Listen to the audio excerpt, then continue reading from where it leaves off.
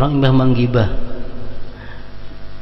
manggibah sembahyang, betubat kada, bapak kada diterima Allah sembahyangnya. Sampai langit pertama aja ditolak oleh malaikat. Demikian pula orang yang namimah, orang yang anjur atar, orang yang sombong, orang yang ujub, orang yang durhaka kepada dua orang tuanya, kalau kada minta ridha, itu amal sembahyangnya ditolak oleh Allah. Nah, ini syarat sah. Bismillahirrahmanirrahim.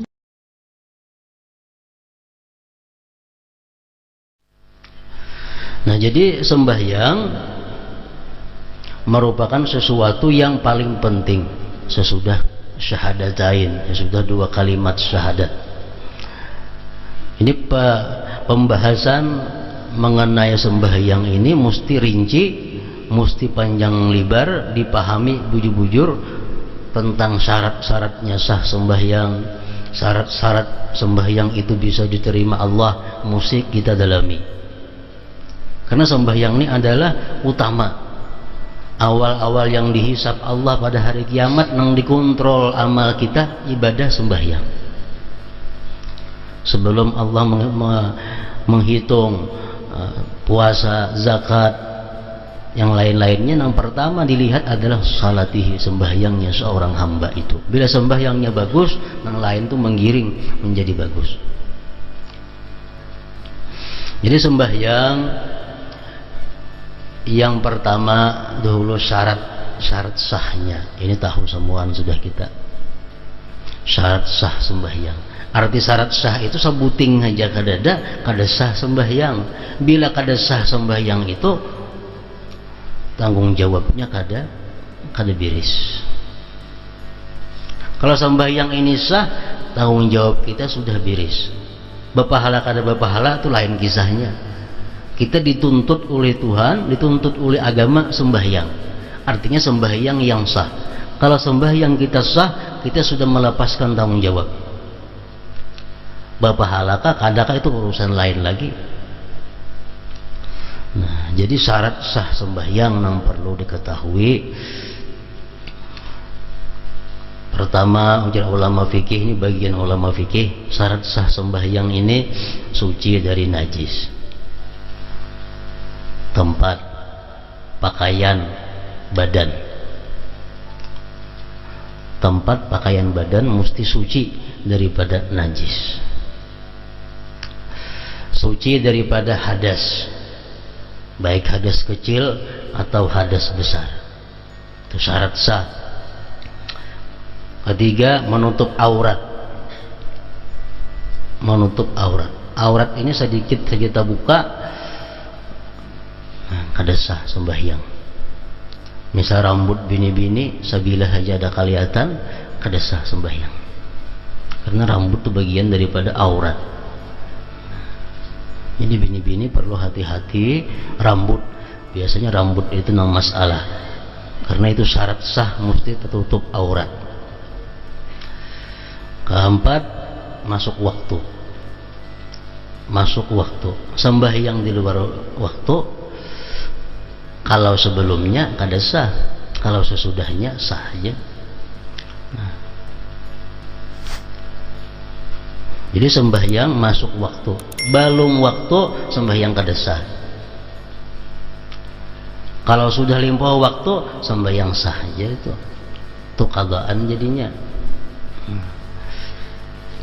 Makanya ada di dalam kitab fikih disebutkan orang selama 60 tahun, selama 60 tahun sembahyangnya itu terus di luar waktu. Selama 60 tahun hidup sembahyangnya saben hari di luar waktu. Inya wajib mengqadha cuma sehari semalaman. Wajib mengqadha sehari semalaman. Orang ini saben hari sembahyang hingga belum waktunya. Zuhur tanggal 12 sembahyang, asar jam 3 sembahyang, maghrib jam 6 sembahyang, isya jam 7 sembahyang, subuh jam 4 sembahyang. 60 tahun berlaku ini. Nah, inya wajib mengqadha sehari semalaman. Nang selanjutnya tuh sah aja lagi. Nang pertama tuh aja nang kada sah. Kenapa? Karena hari kedua hukumnya mengqadha hari semalam, hari ketiga mengqadha hari kedua, hari keempat mengqadha hari ketiga, hari kelima mengqadha hari keempat sampai 60 tahun. Nang pertama aja nang kada sah. Nang sebelum waktunya. Nah, jadi masuk waktu itu syarat sah sembahyang. Yang kelima, istiqbalul kiblat, menghadap kiblat. Menghadap kiblat ini zan, sangkaan kuat kita. Dada kita ini arahnya ke Baitullah. Kita sangkaan kita kuat bahwa dada kita ini adalah ke arah Ka'bah. Untuk mengetahui kayak apa itu diperlukan kumpas. Ada kawaterawahan, ada kumpas. Nah, bila kumpasnya ada, ke sana arah. Lalu kita kawa mengambil sangkaan kita kuat bahwa dada kita ini arahnya ke kiblat, Ka'bah. Yang keenam, al-ilm bi kaifiyatis shalah, mengetahui cara sembahyang. Artinya mengetahui cara sembahyang ini adalah kawa membedakan yang mana rukun, yang mana kada rukun. Nah, jadi orang nang sembahyang tahu nang mana nang rukun, nang mana kada rukun. Kunut rukun kah? Tahunya. I'tidal rukun kah? Tahu. Tasahud awal tuh wajib kada? Tahu. Tasahud akhir ingat mana batasnya nang wajib? Tasahud awal ingat mana batasnya? Tasahud akhir bintang mana batasnya? Fatihah wajibkah? Surah wajibkah? Nah, itu mesti tahu. Mesti tahu itu. Amunnya kada tahu, kada sah sembahyang. Walaupun pas, walaupun bujur. Amunnya meyakini jadi semuaan gawi yang sembahyang itu wajib, nah sah aja itu, sah aja. Atau ujarnya gawi yang sembahyang tuh ada nang sunat, ada nang wajib, aku kada tahu nama nang wajib nang sunat, sah aja juga itu. Cuma kada tahu ya mana kan nang wajib, nama nang rukun, nama nang kada, aku kada tahu. Tapi aku yakin dalam sembahyang tuh ada rukun, ada nang kada. Membedakan kada kawa. Nah, itu sah aja juga kalau demikian pendapatnya, ya etikatnya. Kada tahu. Amun ditakuni orang, jurang kono tuh rukun lah. Rukun berarti kada sah ngarannya itu. Nah, jadi kalau membedakan nama rukun, nama kada, itu termasuk syarat sah juga. Amunnya talamah sedikit, sah juga dianggapnya rukun semuaan. Atau jarinya ada rukun, ada kada, cuma kalau kada tahu membedakan, ayo juga. Mengetahui cara-cara sembahyang. Yang ketujuh, ijtinabul mubtilat, menjauhi hal-hal yang membatalkan sembahyang. Nah, mesti tahu sembahyang itu apa-apa yang membatalkannya. Bila kada tahu pembatal sembahyang, nah kada kawasah sembahyangnya. Kenapa? Karena barangkali kita gawi yang membatalkan.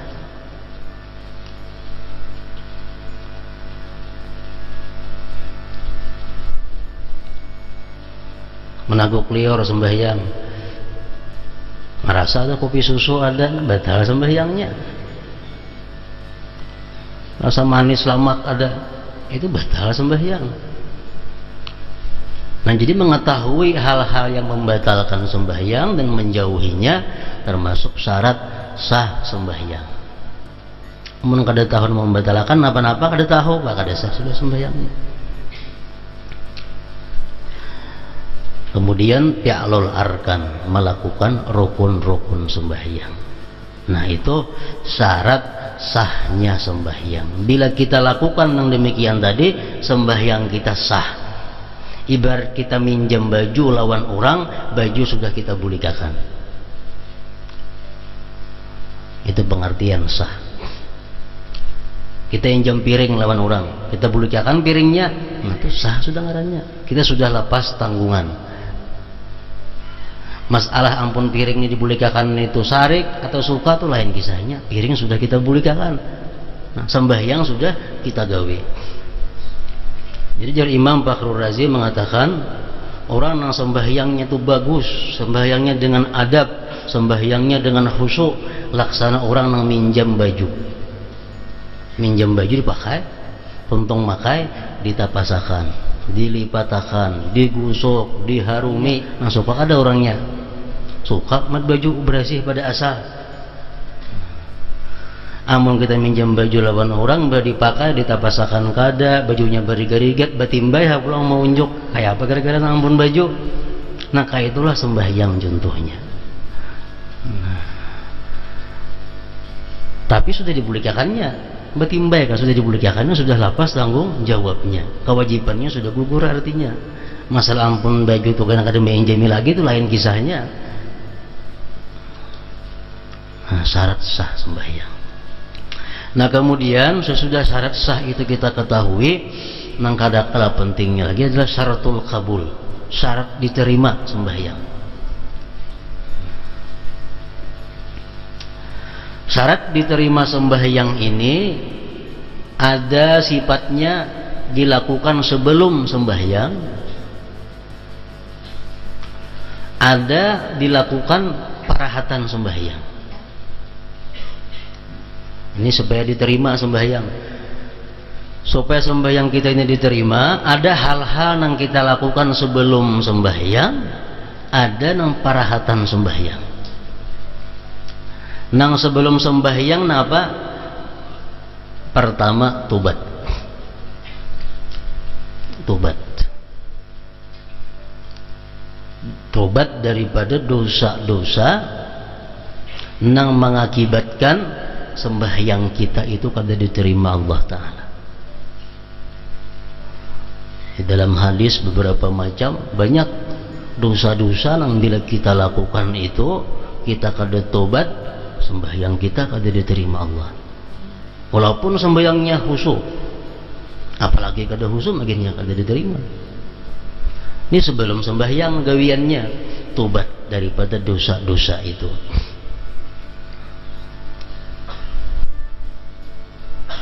Pertama yang sering kali disebut di dalam hadis Rasulullah yang menyebabkan sembahyang kita ini kada kawat terangkat, musaramah. Musaramah ini artinya bermusuh-musuhan antara orang Islam, kada betagur sapa lebih daripada 3 hari. Antara orang Islam kada betagur sapa, nah bermusuh-musuhan lebih daripada 3 hari. Bermusuh-musuhannya artinya lain lawan orang memusuhi. Ini sama, melawani. Nah, orang memusuhi kita melawani. Nah itu artinya musaramah. Di dalam ilmu saraf bila timbangannya musaramah itu timbangan mufa'alah itu kedua-duanya, maka musaramah saling membenci, saling mentiror, saling bertolak belakang, saling kada betaguran. Nah ini orang ini kalaunya sembahyang, sembahyangnya kada tak angkat lagi pada sakilan pada kepalanya. Artinya apa? Kada diterima oleh Allah Subhanahu wa taala sebelum dia bertobat. Sebelum tobat. Musaramah namanya.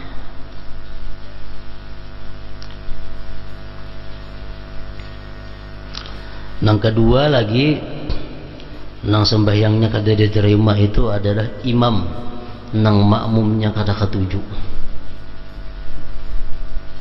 Maksudnya makmum kada ketuju ini mayoritas makmum itu kada ketuju si fulan itu jadi imam, tapi hendak misal di masjid tuh orang 10, 7 nang kada ketuju, paling 3 nang kada ketuju, anak sidin juga nang ketuju tuh paling, orang lain kada nang ketujunya. Nah sidin itu sembahyang kada diterima.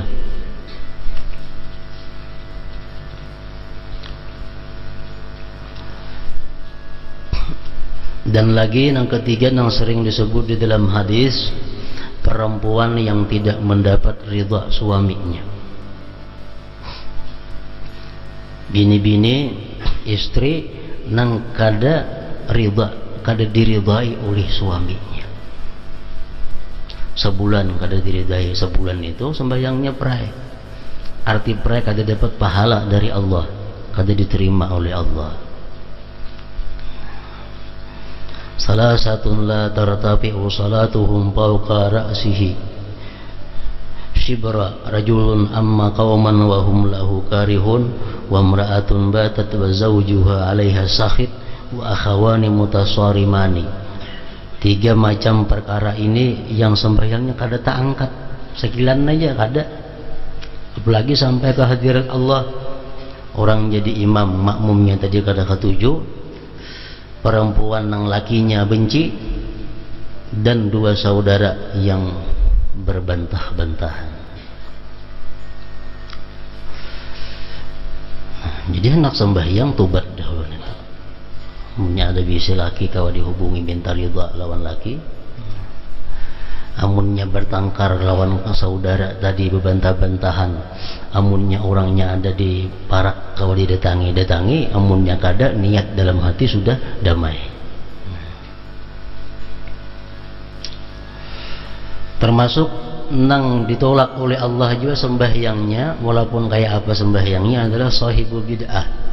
Seperti yang kita jelaskan malam Selasa tadi, orang yang punya bid'ah, punya yang atikat bid'ah, atau punya perilaku bid'ah, nah orang ini pun ditolak juga oleh Allah. Orang yang memakan makanan haram, orang yang memakai pakaian haram, walaupun sepersepuluh daripada nilai pakaian itu didapat daripada dana duit yang haram, Allah kada berkenan menerima. Jadi kalau hendak sembahyang, dilepas dulu kalau pakaian itu kita tahu ini adalah pakaian yang mengandung yang haram. Atau kita ada makan makanan yang haram, kita tobat. Kita tobat kepada Allah. Kita kada hendak lagi mengulangi, namun mencuntan ampun orang, kita atarakan barangnya, atau kita minta halal kepada ampunnya. Selama kita kada minta halal terhadap barang cuntanan yang kita makan itu, nah sembahyang kita masih kada berkenan oleh Allah Subhanahu wa ta'ala. Termasuk lagi dalam hadis disebutkan gibah. Orang imbah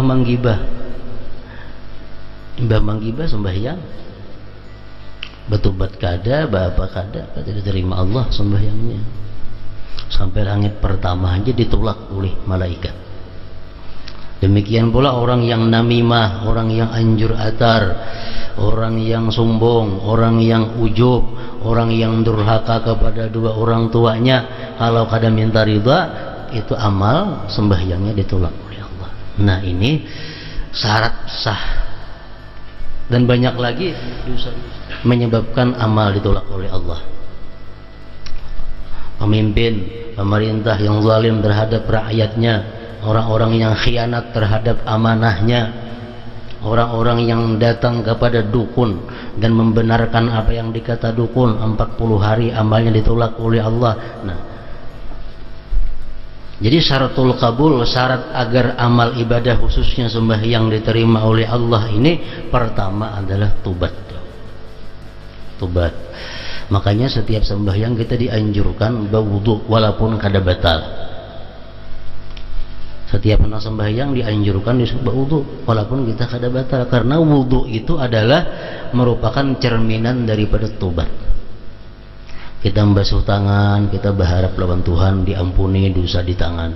Kita baku kumur, kita minta lawan Tuhan diampuni dosa-dosa di muntung. Nah, sampai kepala batis dibasuh. Jadi apa wudu itu sebenarnya adalah cerminan daripada tobat. Dan doa berwudu pun apa? Asyhadu an la ilaha illallah wa asyhadu anna Muhammadar Rasulullah. Allahumma ja'alni minat tawwabin wa ja'alni minal mutatahhirin. Jadikanlah aku, hai Tuhan, minat tawwabin, termasuk orang yang tobat kepada Engkau, dan orang-orang yang suci. itu bacaan imbah berwudu, supaya wudu ini bukan hanya membersihkan zahir tapi membersihkan juga terhadap batin kita. Jadi sebelum sembahyang tobat.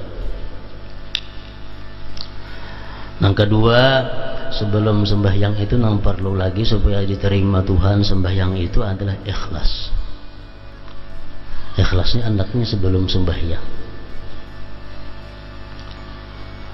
Hendak sembahyang tuh kenapa garang dulu maka hendak sembahyang? Bila hendak sembahyang ini karena menjunjung perintah Allah, nangarannya ikhlas. Hanya sembahyang. Nah, yang ketiga, hanyar yang pertama tadi tobat dilakukan sebelum sembahyang, ikhlas sebelum sembahyang, sampai terusnya ikhlas. Yang ketiga khusyuk. Nah, khusyuk itu adalah syarat untuk diterima Allah Subhanahu wa taala juga, khusyuk.